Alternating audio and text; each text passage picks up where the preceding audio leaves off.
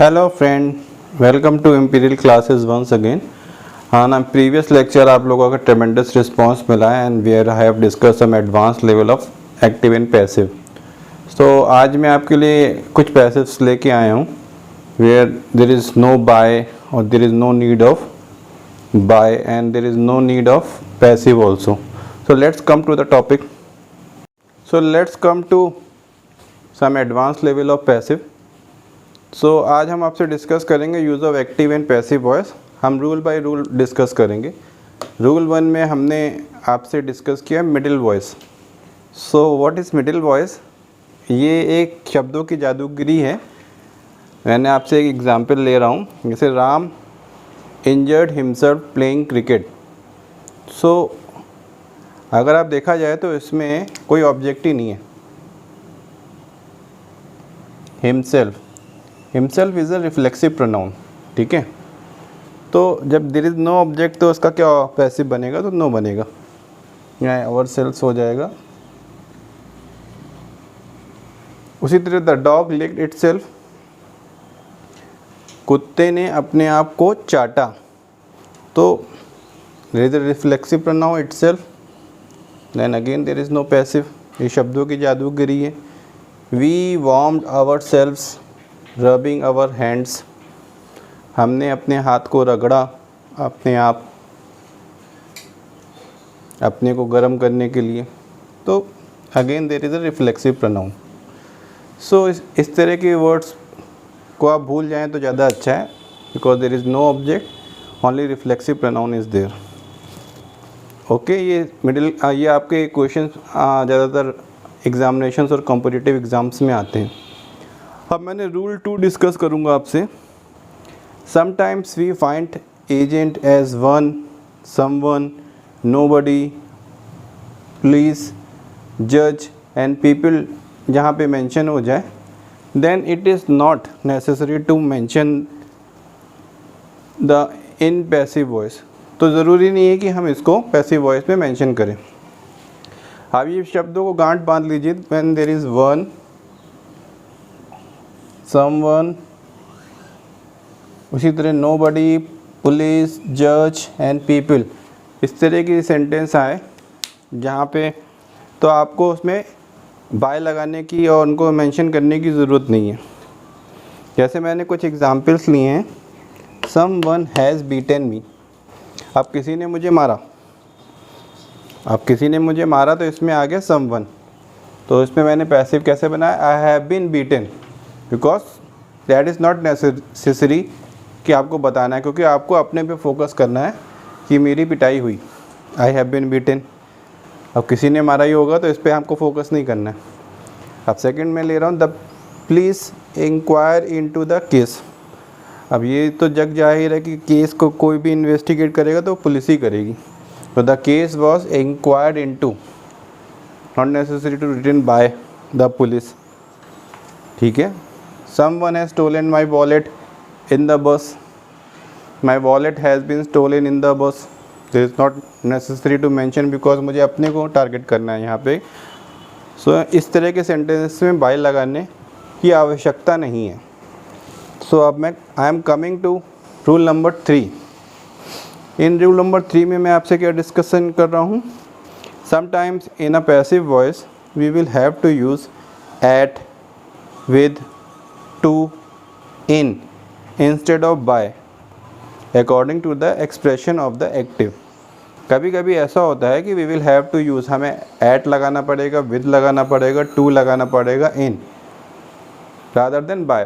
जैसे कि आपने अभी तक जितने भी पैसिव सीखे हैं उसमें by ही लगता है, लेकिन कुछ पैसिव ऐसे होते हैं जो विदाउट by बनते हैं. तो let's discuss. We should use at when there are expression of surprising, shocking, astonishing, alarming, disappointment. हम at लगाते हैं जहाँ पे हमें surprising का बोध हो, shocking का बोध हो, astonishing का बोध हो, alarming का बोध हो या disappointment हो. Let's take example. His condition alarmed me. तो उसकी कंडीशन मुझे अलार्म करती है. I was alarmed at his condition. ठीक है. इसी तरह कुछ भी बन सकता है। इस कंडीशन शॉक्ड मी, इस कंडीशन एस्टोनिश्ड मी, इस कंडीशन सरप्राइज्ड मी, इस कंडीशन डिसअपॉइंट मी। तो आई वॉज कुछ भी है, इस तरह के वर्ड्स आएंगे तो आपको सरप्राइज्ड एट हिज कंडीशन होगा, बाय नहीं लगेगा। इसी तरह मैंने दूसरा एग्जाम्पल लिया है, your performance in the match disappoint मी। अभी भारत और न्यूजीलैंड का मैच हुआ था जिसमें भारत हार गया था, तो ये बोल सकते हैं Virat your performance in the match disappoint me. So I was disappointed at होगा, बाय नहीं होगा, at your performance in the match. इसी तरह के सेंटेंसेस आपको बनाने हैं। सो आप इसका स्क्रीनशॉट ले लीजिए ताकि मैं आगे के रूल्स आपसे डिस्कस कर सकूं, जो भी मैंने आपसे डिस्कस किए थे।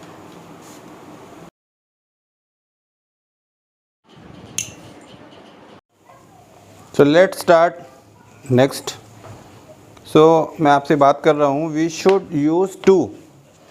हमें यूज़ करना है टू को जहाँ पे आ जाए नोन या ऑब्लाइज्ड या मैरी या डिवोट। तो मैंने एक एग्ज़ाम्पल भी बना के दिखाया है, आई नो हिम, कि एक्टिव है। अगर ये अक्सर ज़्यादातर कॉम्पिटिटिव एग्ज़ाम्स में या हाई स्कूल इंटर के बच्चों को एग्ज़ाम्स में आता है और ये बना के आते हैं, ही is known by me. Even कई किताबों में भी मैंने देखा ये लिखा रहता है, बट गलत है। इसका सही ये है, he is known to me. Passive ये रट डालिए, जहाँ पे नोन आएगा वहाँ टू लगेगा, ठीक है। अब मैं दूसरा रूल पे डिस्कशन करता हूँ, वी शुड यूज़ विद। हमें विद का यूज़ करना है जहाँ पे आ जाए please, satisfied, disgusted, impressed, annoyed, ठीक है। एज एन एग्जाम्पल मैं ले रहा हूँ, your honesty has please me, that is active. तो आपको क्या बनाना है, I have been please with your honesty, not by your honesty. गांठ बांध लीजिए, बाय नहीं लगेगा इसमें। एग्जामिनेशंस में आप लोगों को लगता है आप सही करके आओ, लेकिन बाद में जब नंबर कम आते हैं तो लगता है क्या हुआ। अब ये मोस्ट इम्पॉर्टेंट लास्ट रूल में डिस्कस कर रहा हूँ, we should use in after interested. मतलब हमें यूज़ करना है इनको जहाँ पे इंटरेस्टेड आ जाए, कंसिस्टेड आ गए, कंटेन आ जाए, इनगल्फ्ड आ जाए, तो इस जगह के वाक्यों में हमें इनका यूज़ करना है। सो आई थिंक आपको समझ में आ गया होगा। I hope you will get to know this. लेकिन अगर आपको समझ में नहीं आया है तो मैंने कुछ एग्जाम्पल्स आपसे डिस्कस कर रहा हूँ। सो लेट्स एग्जाम्पल्स के साथ जो कई कॉम्पिटिटिव एग्जामिनेशंस में आए भी हैं, अब इस पे फोकस करें तो समझ में आएगा, और इसको स्क्रीनशॉट भी ले लें। मैंने कई जो कॉम्पिटिटिव एग्ज़ाम्स में या फिर कई स्कूल्स के एग्ज़ाम्स में जो आया था वही क्वेश्चंस को पिक किया है। जितने बोर्ड की कैपेसिटी थी उतना मैंने उठा लिया। Did my gift surprise you, इसमें क्या आया, did is a past indefinite, हमेशा याद रखिएगा। सरप्राइज्ड आया है तो क्या आएगा, ये भी याद रखना है आपको, एट आएगा, ठीक है। ऐसे बाद में डिस्कशन हो चुके। डिड यहाँ आया तो did my gift surprise you, तो यहाँ पैसिव में क्या होगा, वर आ जाएगा, were you surprise at my gift. उसी तरह मैंने दूसरा एग्जाम्पल लिया है, हर दैट शॉक्ड फादर, उसकी मौत से फादर को बहुत बड़ा सदमा पहुँचा, that is also past indefinite. और जो लोग मेरे वीडियो को अभी देख रहे हैं, मैंने लिंक शेयर कर दिया है इन अ डिस्क्रिप्शन बॉक्स। जिनको बेसिक्स नहीं मालूम, they will get to know about the basics of present, past indefinite and tenses और पैसिव वॉइस के बारे में। So her dad shocked father, तो हमें क्या उठाना है यहाँ पे, father, that is a past tense, was shocked at her death. Shocked आया तो एट लगना ही है। हिज एटीट्यूड एनॉयज मी, इसको मैं बाद में डिस्कस करूँगा एक साथ, इसमें कुछ पेचीदगी है। Her personality pleases me, I am please with her personality, ठीक है। कई बार ऐसा होता है, हर पर्सनैलिटी इम्प्रेसेस मी, तो ये बोलते हैं ना, I am impress with your personality या विद हर पर्सनैलिटी, इस तरह से भी हम बना सकते हैं। तो यहाँ पर्सनैलिटी प्लीजेज आया है तो हमें आपको एक गार्ड बांध लेना है, विद आ जाएगा, ठीक है। The result satisfied BCCI, board of control of cricket को सेटिस्फेक्शन हुआ रिजल्ट से, that satisfied is the second form past indefinite, तो क्या होगा BCCI was satisfied with the result. Satisfied आया है, then we will have to use with. Photography interest me, तो क्या कहेंगे इसको, आई हो जाएगा, I am interested in photography. Interest आया तो इन लगाना है, हमेशा याद रखिए, बाय नहीं लगेगा। ये तो अक्सर आपने टीवी में विज्ञापनों में ऐड देखते होंगे, tobacco does not addict me, तो क्या लिखा, I am not addicted to tobacco. ये भी बोलते हैं ना कभी को, आर यू एडिक्टेड टू, तो आपको बस ये याद रखना है, एडिक्ट आया है तो वहाँ पे टू आएगा, ठीक है। अब 8 पॉइंट है, मोनू मैरिड रज्जी। मोनू मैरिड रज्जी है, जहाँ पे मैरी का भी फॉर्म आएगा तो आपको टू लगाना है, ठीक है। तो मैंने क्या किया है इसमें, रज्जी वॉज मैरिड टू मोनू, ठीक है। 9 पॉइंट है, यू ऑब्लाइज्ड मी, तो क्या होगा, ऑब्लाइज के साथ भी टू लगता है, तो I was obliged to you. Management satisfied employees, तो employees were satisfied with management. अब मैंने ये पॉइंट भी आपसे डिस्कस किया था, doctor has examined my mother, तो जब भी पैसिव बनाएंगे तो ये कॉमन होता है भाई, किसी भी पेशेंट को कौन एग्जामिन करेगा, डॉक्टर ही करेगा, तो हमें फोकस किस पे करना है, माई मदर पे करना है। सब जो हमारा ऑब्जेक्ट है उसी पे फोकस करेंगे क्योंकि वो एग्जामिन हो रहा है। तो my mother has been examined, no need to use by in that sentence. This bottle contains milk, अभी मैंने आपसे बताया था जहाँ कंटेन आएगा वहाँ क्या आएगा, इन, तो क्या होगा, milk is content in this bottle.